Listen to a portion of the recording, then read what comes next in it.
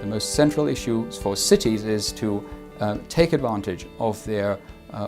possibility to be a transport solution themselves, provide very, very close immediate access, walking trips, cycle trips, and then also through public transport by,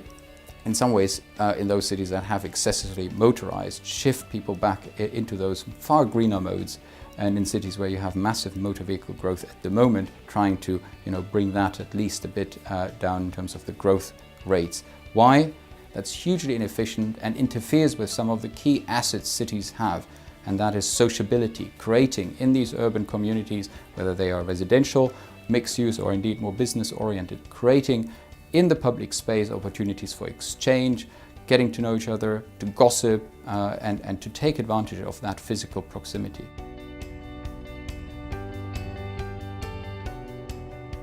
The pressure is on urban transport to help with three main strategies which need to come together. The first is avoid transport wherever possible by co-locating functions, making better use of distributing the functions in a city. A second one is shift as much as possible towards greener, more environmentally friendly modes.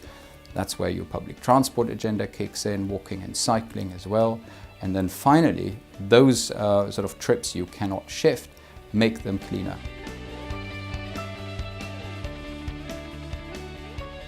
There are a few very important examples, and I'll start with one in Latin America, Bogota, a city where in the early 2000s you had,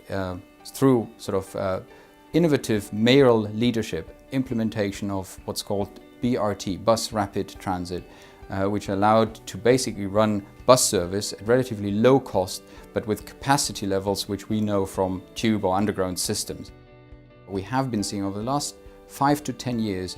the scaling of a whole range of new technologies on the one hand, but also new policies that are shifting the way people move in cities, not only in OECD country cities or sort of more mature developing emerging economy cities, but also for the poorest cities in the world. Rickshaws in India are now being taken far more serious as they used to be before the idea was to ban them.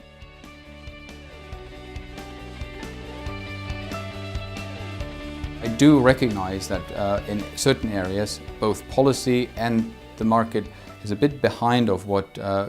consumers are actually wanting to do. I'm mentioning the consumer because when it comes to then sort of more specific policy intervention,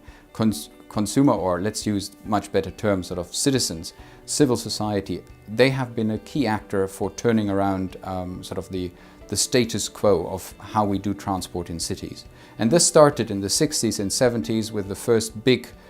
critiques regarding a model of,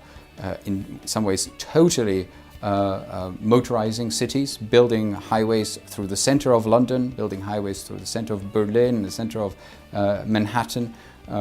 These things have been objected initially by local residents, by sort of activists on the ground, and over the last 30-40 years have really translated into a